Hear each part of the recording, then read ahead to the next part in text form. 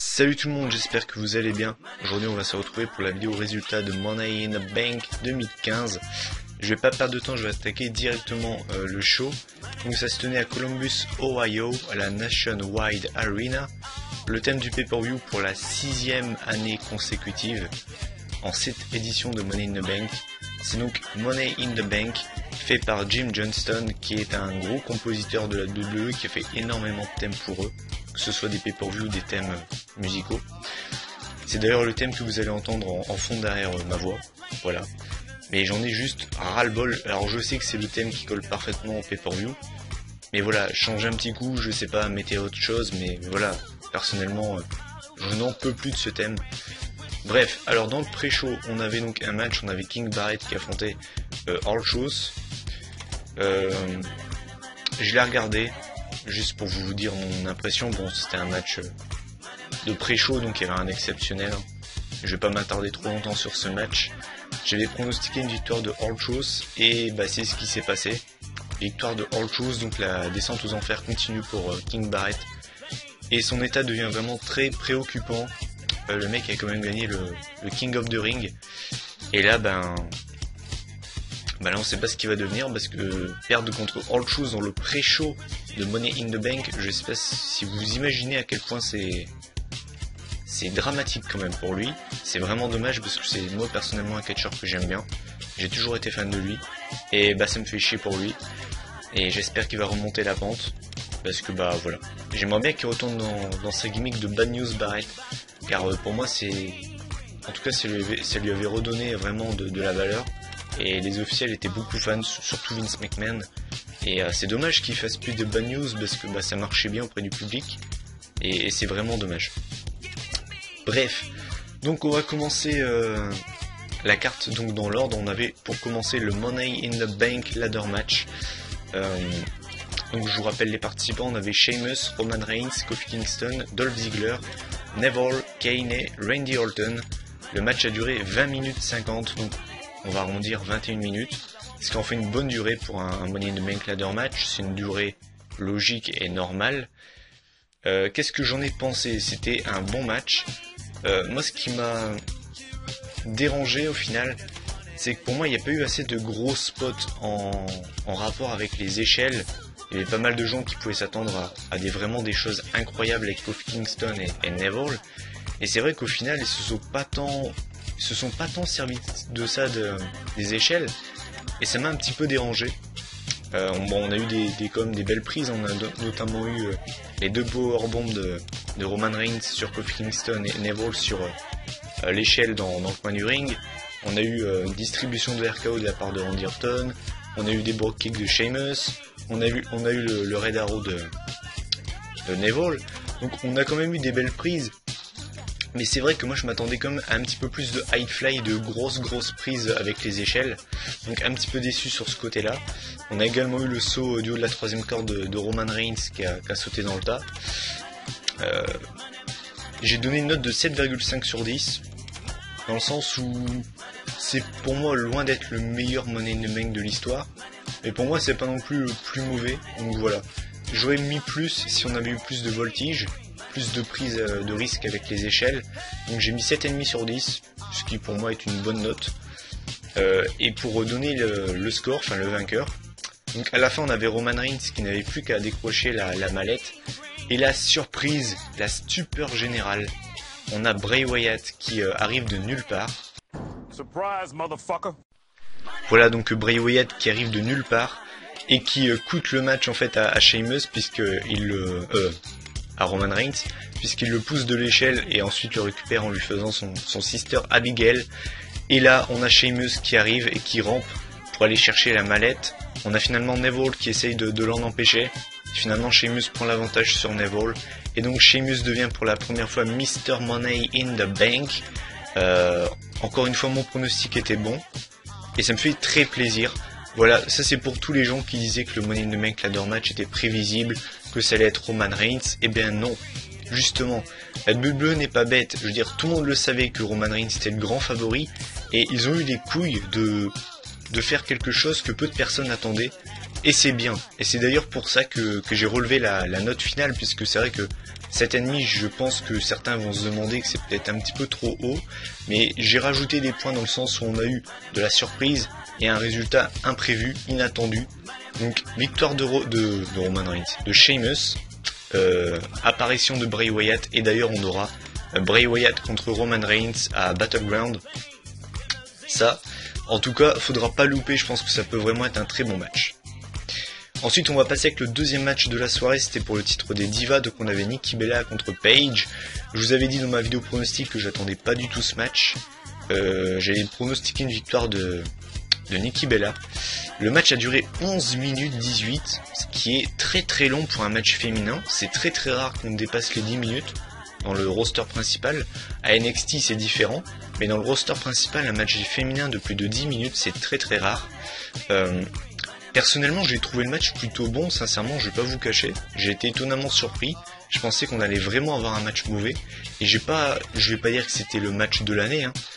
Mais sincèrement, j'ai pas trouvé ce match mauvais. J'ai trouvé ce match plutôt pas mal, avec des bonnes petites prises. Donc franchement, j'ai pas été déçu de ce match. J'ai été assez emballé.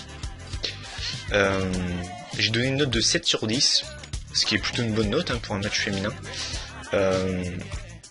Par contre, on va revenir sur la fin qui encore une fois va faire débat, puisqu'en fait on a encore une fois les Bella qui ont fait les Bella Merda qui ont fait le Twins Magic, et finalement ce coup-ci Paige ne s'est pas fait avoir, puisqu'elle a reconnu que c'était Brie, elle l'a contré, elle a quand même réussi à faire le tomber victorieux, mais finalement ensuite on a Brie Bella qui arrive et qui montre à l'arbitre que c'était pas elle, donc elle enlève son soutif rembourré, tout ça.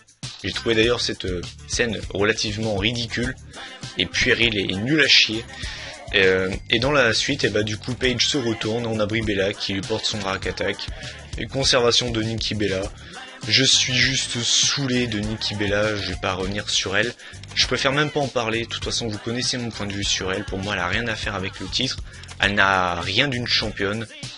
Mais quand même, faudra noter, je trouve qu'on a vraiment eu un bon match féminin dans le roster principal, et c'est pour ça que je mets une note de 7 sur 10, parce que voilà, je m'attendais pas à avoir un aussi bon match, même si la fin, on va pas dire qu'elle est pas originale, mais bon voilà, perso la fin j'ai pas été fan, et encore une fois Nikki Bella conserve, donc voilà, 7 sur 10. Le troisième match de la soirée, c'était le match que tout le monde attendait. Mais oui, c'est clair. Donc c'était le Big Show face à Ryback, match pour le titre intercontinental. C'était clairement le match que personne voulait voir. Le match a duré 5 minutes 28, donc le match a été relativement court. Et en plus de ça, on a eu une match ridicule, donc je vais en parler, hein. Je vais même pas parler du match en lui-même. On a juste eu une souplesse de Ryback sur le Big Show qui était impressionnante.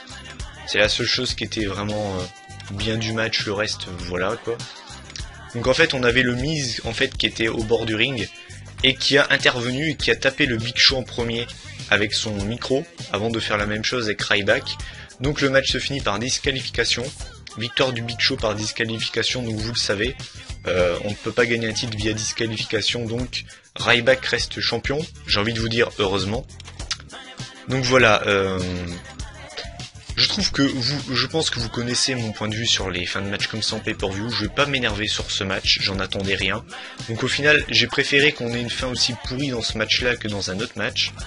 Par contre, je ne vais certainement pas épargner ce match sur 10. J'ai mis une note de 2,5 sur 10 en étant très gentil. Parce que j'aurais très bien pu être encore plus sévère, mais je vais mettre 2,5 sur 10. Je trouve que c'est déjà bien. Je pense que c'est déjà assez mauvais comme note. Donc voilà, et j'ai pas envie de m'éterniser sur ce match, j'ai rien d'autre à dire, c'est une perte de temps, c'était clairement le match bouche-trou de la carte, et c'est vraiment dommage pour Ryback de commencer son règne en défendant sa première défense de titre contre ça, et surtout dans un match aussi mauvais, donc c'est vraiment dommage pour lui. Et là on va passer du tout au tout. Encore une fois, là j'aurais rien d'autre à dire, le match, je vais pas revenir trop longtemps sur ce match. C'est John Cena contre Kevin Owens. C'était donc le champion US contre le champion NXT. Match revanche de Elimination Chamber qui avait fait tant parler. Le match a duré 19 minutes 15, ce qui en fait une très bonne durée pour un match 1 contre 1, surtout qu'il n'y avait pas de titre mis en jeu, pas de stipulation. Je vous avais pronostiqué pour moi que le match serait encore meilleur que celui d'Elimination Chamber, et en tout cas pour moi ça n'a pas manqué. Pour moi on a tout simplement eu le match de l'année. Voilà, je vous le dis sincèrement, on a eu le match de l'année. Je vais mettre un 10 sur 10, clair et net. C'est quoi le catch? C'est ça, voilà. Si j'ai un pote qui me demande qu'est-ce que c'est le catch, je lui montrerai ce match en premier. C'est clairement pour moi le meilleur match de l'année.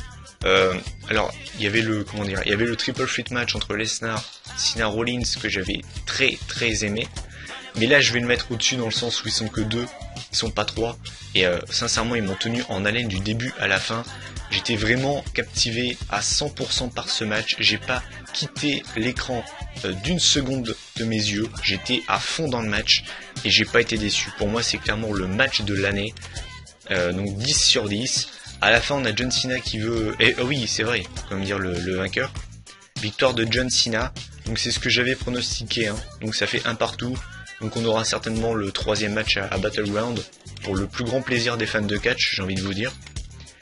Et c'est vrai qu'à la fin on a John Cena qui propose à Kevin Owens de se serrer la main. C'est vrai qu'ils se sont fait un match exceptionnel d'anthologie. Et Kevin Owens, forcément, en étant le heel qu'il est, serre la main de Cena avant de l'attaquer et de lui porter sa powerbomb sur le tablier du ring comme il a déjà fait plusieurs fois sur Sami Zayn. Donc voilà. Qu'est-ce que c'est le catch? C'est ce match. Voilà, j'ai rien d'autre à dire, 10 sur 10. Et ce match rattrape très clairement le match d'avant. Et voilà. Et là on va déjà passer à l'avant-dernier match de la soirée. C'était les Primetime Players contre le New Day. Le match a duré 5 minutes 48. Match quand même relativement très court pour un match tag team. Souvent les matchs tag team ça dure 10 à 12 minutes, voire plus. Et là il a duré moins de 6 minutes, donc déjà très déçu par la durée du match. Et au niveau du contenu in-ring, je peux pas réellement noter le match très bien, dans le sens où le match a pas été long. Et j'ai pas spécialement été emballé par ce que j'ai vu dans le ring. Donc le match a duré 5 minutes 48. Je vais donner une note de 5,5 sur 10 parce que pour moi ça vaut quand même la moyenne.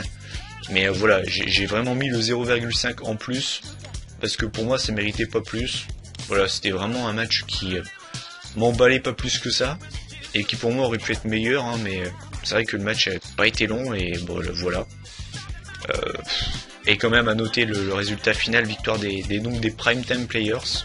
Donc ça, j'avais pronostiqué le New Day.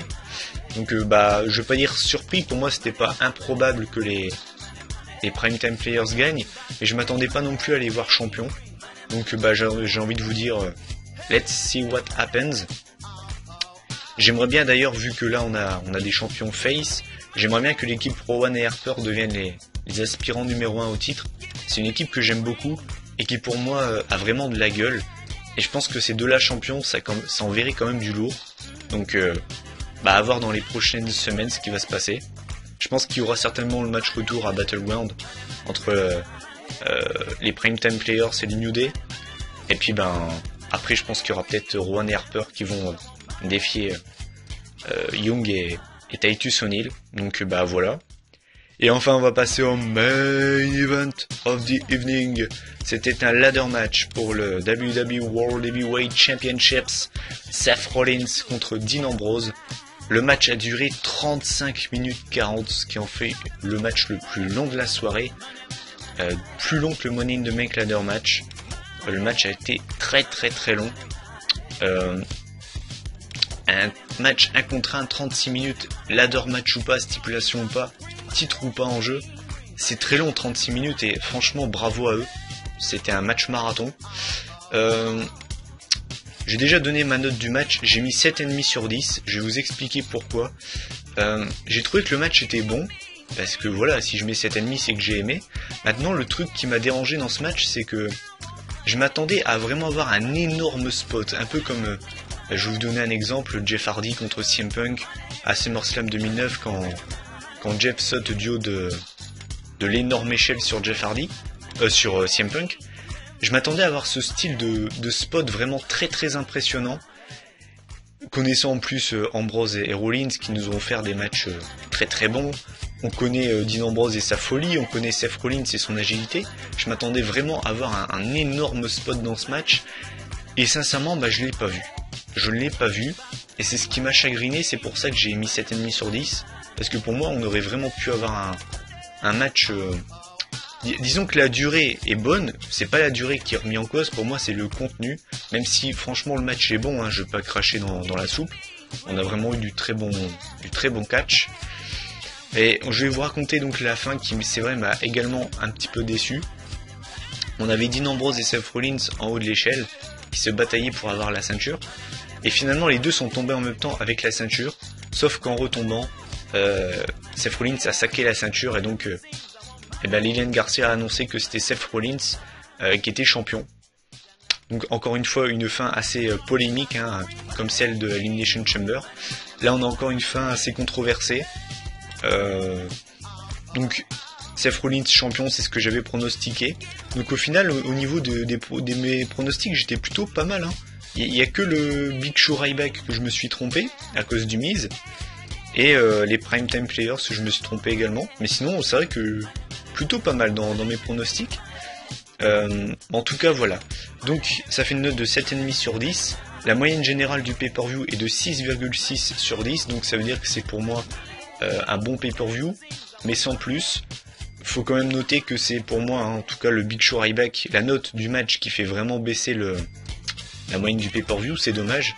Parce que voilà, si on aurait eu un autre match à la place qui aurait eu 7 sur 10, on aurait pu avoir une très très bonne note, parce qu'on va pas se mentir, on a eu le Money in the Bank qui pour moi a été bon, même si c'est loin d'être le meilleur, c'est quand même un bon match, j'ai été diverti. On a eu le Cena Owens qui pour moi est clairement le match de l'année, en tout cas pour moi. Et on a le Ambrose Rollins qui était très solide. Donc au final on a vraiment eu 3 très bons matchs, où on a été diverti. On a eu un match féminin qui pour une fois a pas été mauvais. Et au final j'ai été déçu par le match tag team qui est très très rare. C'est rare qu'on est déçu par le match tag team. Et c'est vrai que là je m'attendais à un match plus long et meilleur. Donc c'est vrai que j'étais assez déçu là-dessus. Donc voilà. Donc écoutez, c'était mon avis et mon ressenti sur Money in the Bank 2015. Et je vous invite à donner le vôtre en commentaire. Me dire également si vous êtes surpris par la victoire des Primetime Players. Si vous vouliez un autre vainqueur pour le Money in the Bank. Est-ce que vous êtes emballé par le Bray Wyatt Roman Reigns pour Battleground? Est-ce que vous pensez que Brock Lesnar fera son retour dès ce soir à Raw ou bien carrément pour Battleground? Moi je vous dis à la prochaine. Je vous le répète, donnez votre avis, c'est ça qui m'intéresse. N'hésitez pas à donner vos notes des matchs, à me dire également si vous auriez plus noté, si vous auriez plus noté certains matchs, si vous auriez baissé la note de ce match-là par exemple. Donc voilà, n'hésitez pas à donner votre avis. Moi je vous dis à la prochaine, je sortirai une vidéo certainement milieu fin de semaine. Et puis moi je vous dis à la prochaine, salut.